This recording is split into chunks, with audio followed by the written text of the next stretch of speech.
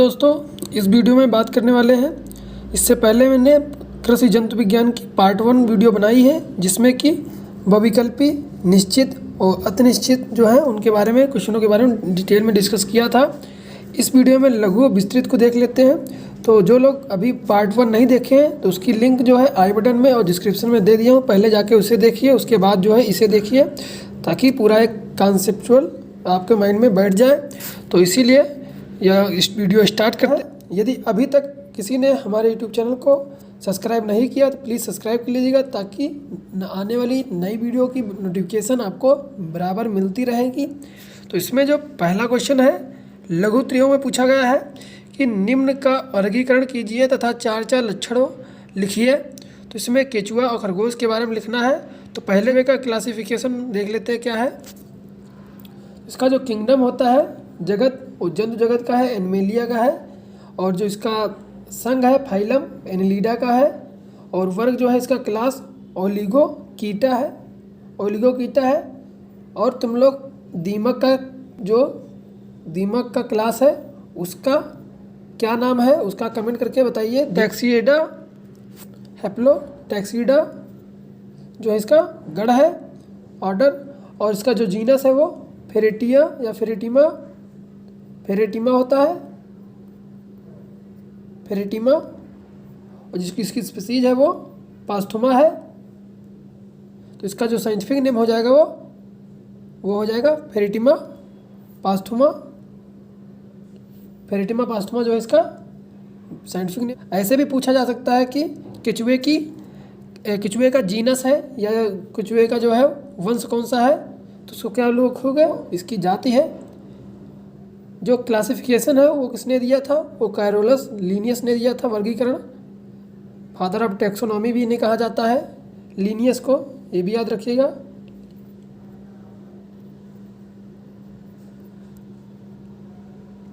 और इसके लक्षण लिखना है। अंदर नमी भूमि के अंदर, भूमि जो है केचुआ रहता है नमी भूमि में रहता है, ठीक है। अंदर 8 से 10 फीट तक सुरंग बनाकर रहता है। देखे होंगे केचुआ जो है बरसात के टाइम पर सुरंग बना देता है। और शरीर लंबा बेलनाकार होता है। खंड 100 से 120 खंड होते हैं। इंपॉर्टेंट है, 1 नंबर में आ सकता है कि शरीर पर कितने खंड होते हैं। तो 100 से 120 खंडों में बटा होता है केचुआ। और 5/6, 6/7, 7/8, 8/9 पर जो है खंडों पर जो क्या होती है, एक जोड़ी शुक्राणु धानियाँ पाई जाती हैं या छिद्र पाए जाते हैं। उसमें क्या है, उभयलिंगी जंतु है, जिसपे कि मेल और फीमेल दोनों, नर और मादा दोनों जो है जननांग पाए जाते हैं। क्रॉस पॉलिनेशन होता है इसमें, क्रॉस फर्टिलाइजेशन होता है। वो केचुए उसका खरगोश का है, जिसमें कि वो भी जंतु किंगडम का है, जगत का है। संग उसका गार्डेटा हो जाएगा। उसका जो क्लास है वो स्तनधारी क्लास से बिलोंग करता है। और गढ़ जो है उसका लेगोमार्फा है। और जो उसका वंश है और तो लेगस है। और उसकी जो जाति है वो क्विनिकुलस है, जिसका पूरा साइंटिफिक नेम हो जाएगा ओरिक्टोलेगस क्यूनिकुलस। अगला जिसके जो लक्षण होते हैं उसको देख लेते हैं क्या है। खरगोश संसार का लगभग सभी देशों में पाए जाने वाले डरपोक किस्म का प्राणी है खरगोश जो है। अगला है ये संध्याचर जंतु है। ये लंबाई 30 से 45 सेमी मैले रंग के जंतु की है। यहाँ पर खरगोश का मतलब जो घरों में पालने जाने वाले जो वाइट कलर के होते हैं, अब तो सभी कलर के आते हैं, लेकिन यहाँ पर जो है वो खरगोश जो है मटमैले कलर वाले की बात कर रही हो। एक होता है खरहा और खरगोश दोनों अलग हैं, ये भी याद रखिएगा। खरगोश और खरहा दोनों एक दूसरे से भिन्न है, लेकिन जो खरगोश का जो कलर होता है वो मटमैले रंग का जंतु है।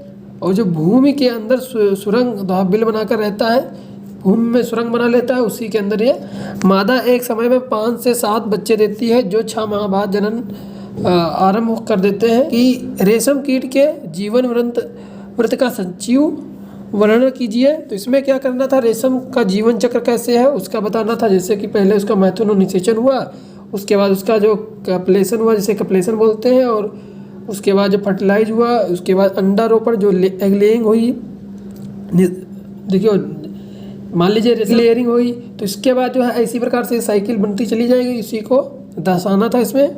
इसमें जो शहतूत पर देता है ऐसे करके कि जो अंडों का एग लेइंग है वो कहाँ होती है, निषेचन के कुछ ही बाद शहतूत की पत्तियों के आपच मतलब निचले हिस्से पर होती है। मान लीजिए पत्ता है, पत्ते की जो निचला हिस्सा है इसके नीचे वाले हिस्से पर लगाती है। ऐसा क्यों?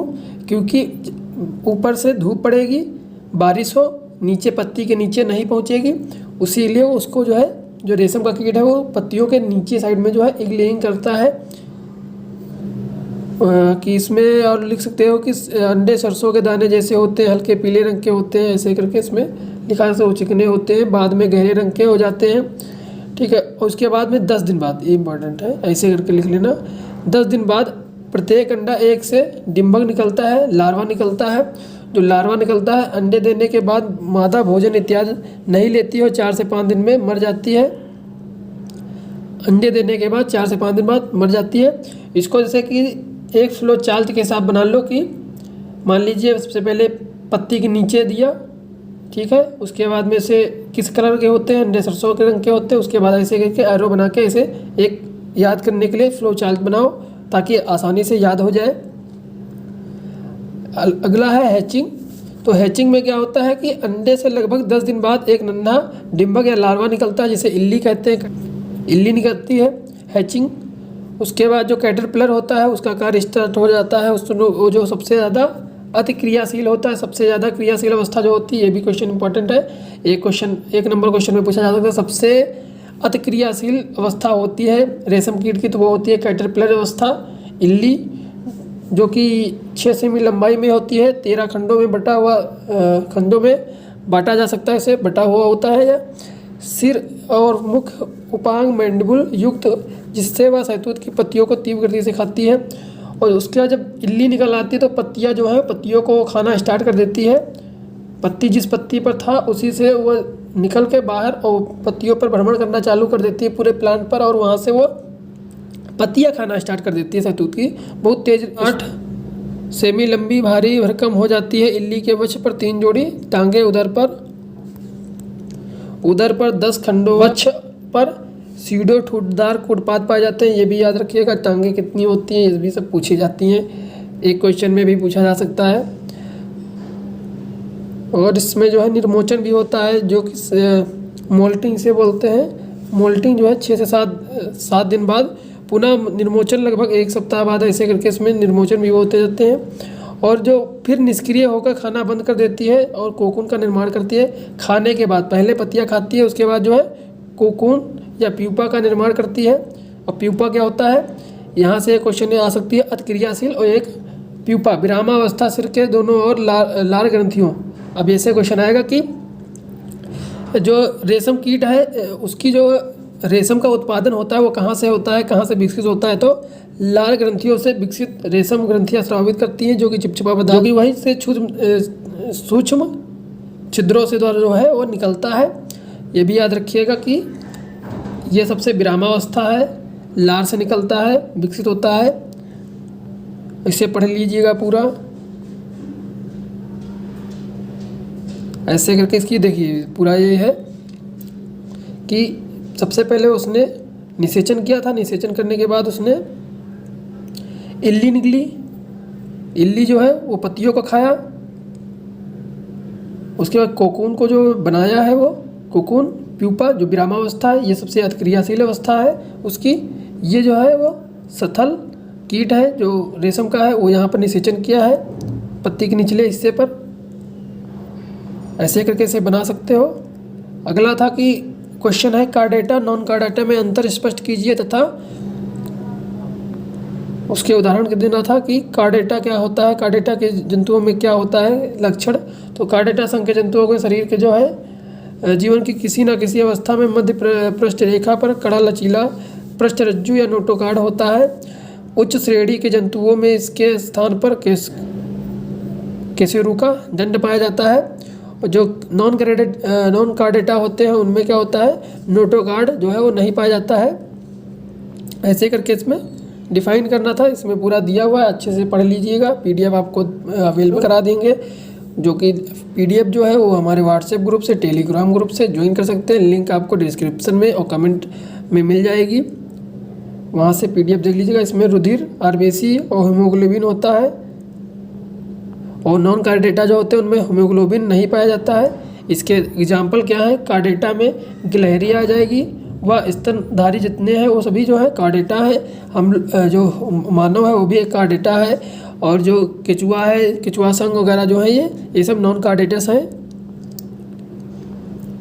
विस्तृत उत्तरीय क्वेश्चन में पूछा गया था। पहला क्वेश्चन, प्रोकैरियोटिक यूकैरियोटिक कोशिकाओं में अंतर लिखिए। इसमें अंतर लिखना है, प्रोकैरियोटिक क्या है, यूकैरियोटिक क्या है, प्रोकैरियोटिक कोशिकाओं। इसी के लास्ट में एक बहुत ही इंपॉर्टेंट क्वेश्चन है, उसके बारे में डिस्कस करेंगे बहुत अच्छे तरीके से। उसमें बताएंगे क्या इंपॉर्टेंट है। अगला है जो इसमें प्रोकैरियोटिक कोशिका में, तो प्रोकैरियोटिक कोशिका जो है वो प्रोकैरियोटिक कोशिका में न्यूक्लियस जो होता है न्यूक्लियोटाइड के रूप में केंद्रक कला पर अभाव होता है प्रोकैरियोटिक में। यूकैरियोटिक कोशिकाओं में वास्तविक केंद्रक पाया जाता है, या फिर ऐसे कहो इसमें नॉन अच्छी तरीके से वेल डेवलप नहीं होता है केंद्रक। इसमें जो है वो डेवलप होता है, पूर्ण रूप से विकसित होता है, इसमें अपूर्ण रूप से विकसित होता है। ये कोशिकाएं प्राय अतिसूक्ष्म होती हैं। प्रोकैरियोटिक जो होती है वो बहुत छोटी होती हैं, और जो ये यूकैरियोटिक होती है वो बड़ी होती हैं। इनमें मात्र एक अणु डीएनए जो कुंडलित अवस्था में पड़ा रहता है द्रव कोशिका द्रव में, तथा गुणसूत्रों का अभाव होता है। ऐसा इसमें यूकैरियोटिक में नहीं होता। अच्छी तरीके से पढ़ लीजिएगा। हिस्टोन प्रोटीन क्या है, उसका अभाव होता है प्रोकैरियोटिक में, यूकैरियोटिक में नहीं होता है। ऐसे करके इसमें जो है इसके जो माइटोकॉन्ड्रिया होती हैं प्रोकैरियोटिक में, गोल्गी काय होती है, ये सब नहीं होती हैं। और जो इसमें माइटोकॉन्ड्रिया, गोल्गी काय आदि पाई जाती हैं यूकैरियोटिक में। राइबोसोम जो होते हैं प्रोकैरियोटिक में 70 होते हैं, और यूकैरियोटिक में 80 पाए जाते हैं। लैगिंग जनन का अभाव होता है, अनुवांशिक पदार्थों का रिकॉम्बिनेशन होता है इसमें। और लैगिंग जनों का मियोसिस अर्धसूत्री के द्वारा होता है यूकैरियोटिक में। मियोसिस के द्वारा जो है लैगिंग जनन होता है इसमें। गैमेट को फ्यूजन होता है इसमें, गुणित युग्मक का संलयन होता है।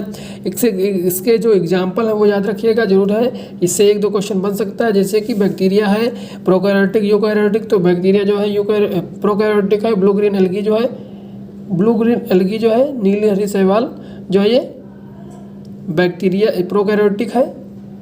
बाकी जो शैवाल आते हैं वो सभी यूकैरियोटिक होते हैं। ये ब्लू ग्रीन एल्गी एक्सेप्शन है। और इसमें जो है यूकैरियोटिक में जंतु कोशिका आती है। उच्च श्रेणी के जो पादप हैं वो सभी जो है, प्रैक्टिस कर लेना 1-2 बार, चित्र जरूरी है प्रैक्टिस करना। और विस्तृत क्वेश्चन में आया था, खरगोश के हृदय की बाह्य संरचना का नामांकित चित्र बनाइए, उसके हृदय को डिस्क्राइब करिए। ये सब देख लेना अपने हिसाब से, PDF आपको मिल जाएगी इसको। और इसमें जो इम्पोर्टेंट है वही क्वेश्चन हम बता दे रहे हैं आपको। ये इम्पोर्टेंट क्वेश्चन है विस्तृत में। डीएनए के वाटसन एवं क्रिक मॉडल का नामांकित चित्र बनाइए तथा संक्षिप्त वर्णन कीजिए। या फिर डीएनए का वाटसन क्रिक मॉडल का स्वच्छ नामांकित चित्र बनाइए। तो इसमें क्या है, डीएनए का मॉडल जो है वो सबसे पहले किसने दिया था, द्विगुणित डबल हेलिक्स, तो वो दिए थे वाटसन एंड क्रिक नामक वैज्ञानिक दिए थे। एक तो यही इनका नाम ही इम्पोर्टेंट है 1 नंबर में।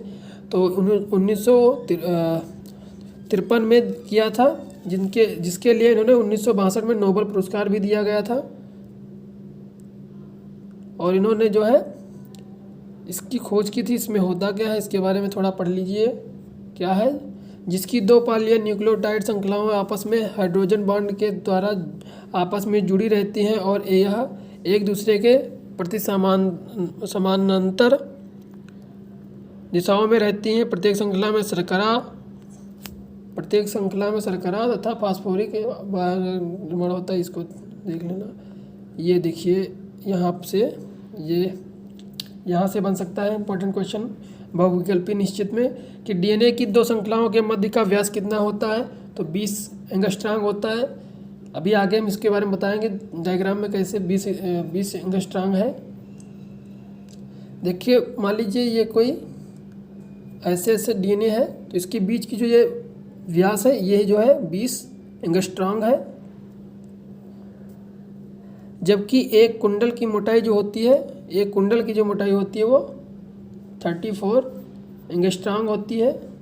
जिससे जो इसकी मोटाई होती है ये कुंडल की वो होती है 34 एंगस्ट्रॉम। एक कुंडल के अंदर 10 जोड़े न्यूक्लियोटाइड होते हैं। न्यूक्लियोटाइड एक कुंडल के अंदर, अभी मैंने बताया ये कुंडल जो है वो 34 है, उसके अंदर जो टोटल न्यूक्लियोटाइड होते हैं, न्यूक्लियोटाइड वो कितने होते हैं, वो होंगे टोटल 10।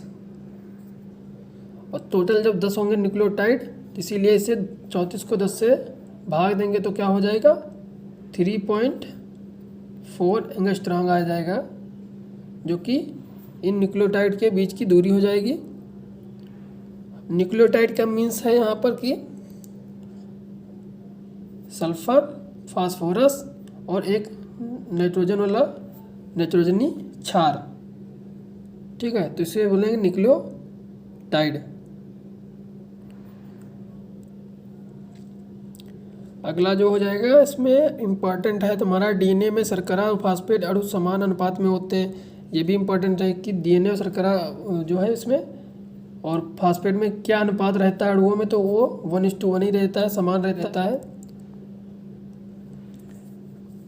नाइट्रोजन बेस क्षार विशेष युग्मों में सीढ़ी के पगडंडों के समान परस्पर हाइड्रोजन बांडों द्वारा निकटतम क्षार की दूरी में 3.4 एंगस्ट्रॉम होती है। इसमें क्या है, डीएनए की जो संपूर्ण संरचना है उसमें जो है टोटल 2 प्रकार के होते हैं, एक शुगर हो गया, एक हाइड्रोजन फास्फेट हो गया और फास्फेट हो गया, एक नाइट्रोजनस क्षार होता है। जो नाइट्रोजन क्षार है वो इसमें क्या है कि 2 प्रकार के होते हैं, एक प्यूरिन होता है, एक प्रिमिडीन होता है। प्यूरिन में जो है एडेनिन और ग्वानिन आ जाता है, प्यूरिन में साइटोसिन और थाइमिन आ जाएगा। तो इसमें क्या है कि जो एडेनिन है वो थाइमिन से जुड़ेगा और ग्वानिन है वो साइटोसिन के साथ पेयर में बनेगा। तो इसमें क्या करें कि जो 80 है एडेनिन और थाइमिन, तो ये डबल बॉन्ड से जुड़ेंगे और ग्वानिन और साइटोसिन है वो ट्रिपल बॉन्ड से आपस में जुड़ते हैं। तो इसको याद रखिएगा, इसको ऐसे फ्लो चार्ट में बना लीजिएगा कि यहाँ पर जो है नाइट्रोजन बेस हो गया, प्यूरिन हो गया, पिरिमिडीन हो गया, इसमें जो आते हैं एडेनिन ग्वानिन आता है, इसमें जो है साइटोसिन थाइमिन आता है, इसको ऐसे इससे जुड़ते हैं, ये इससे जुड़ता है। ऐसे करके इसमें पढ़ लीजिएगा। पूरा कहने का मतलब पूरा वही है जो मैंने बताया यहाँ पर। इसको जो है न्यूक्लियोटाइड, इसमें जो है साइटोसिन, ये देखिए हाइड्रोजन बांडों जुड़े होते हैं जिनमें कि एडेनिन थाइमिन के साथ जुड़ा होता है। साइटोसिन ग्वानिन के 3 बॉन्ड से जुड़ा होता है, ट्रिपल बॉन्ड से जुड़ा होता है। क्षारों के निश्चित क्रम को रासायनिक शब्दावली में अनुवांशिक लक्षणों को स्थापना करता है, ठीक है। ये देखिए ये पूरा स्ट्रक्चर है इसका, इसे जरूर प्रैक्टिस कर लीजिएगा बनाकर। इसकी जो व्यास है इसको 20 एंगस्ट्रॉम है। इसके जो एक कुंडल की लंबाई है वो कितनी है, एक कुंडल की जी मोटाई है तो वो है, इसकी जो हो जाएगी वो 34 एंगस्ट्रॉम होती है। और इनके बीच में जो है टोटल जो है 10 पेयर ऑफ न्यूक्लियोटाइड होते हैं। जब 10 न्यूक्लियोटाइड होते हैं तो उनके बीच की दूरी निकालने के लिए इसको 34 एंगस्ट्रॉम को 10 से भाग दे देंगे तो इसकी जो आ जाएगी 3.4 एंगस्ट्रॉम जो है इसकी बीच की दूरी आ जाएगी, एक न्यूक्लियोटाइड के बीच की दूरी आ जाएगी। ऐसे क्वेश्चन पूछा जा सकता है, एक न्यूक्लियोटाइड से दूसरी न्यूक्लियोटाइड के बीच में कितनी दूरी होती है, तो 3.4 एंगस्ट्रॉम होती है। ऐसे क्वेश्चन पूछा जा सकता है, एक कुंडल की मोटाई कितनी होती है, तो 34 एंगस्ट्रॉम होती है। यहाँ पर समझाया गया है कि ऐसे तुम इसे याद रखना, प्रैक्टिस कर लेना 1-2 बार बनाकर। तो यह वीडियो आपको कैसा लगा प्लीज़ कमेंट करके ज़रूर बताइएगा, और अगर अच्छा लगा हो तो प्लीज़ लाइक शेयर और सब्सक्राइब कर दिएगा हमारे यूट्यूब चैनल। मिलते हैं नेक्स्ट वीडियो में, तब तक के जय हिंद। PDF आपको डिस्क्रिप्शन में लिंक मिल जाएगी, वहाँ से डाउनलोड कर लीजिएगा।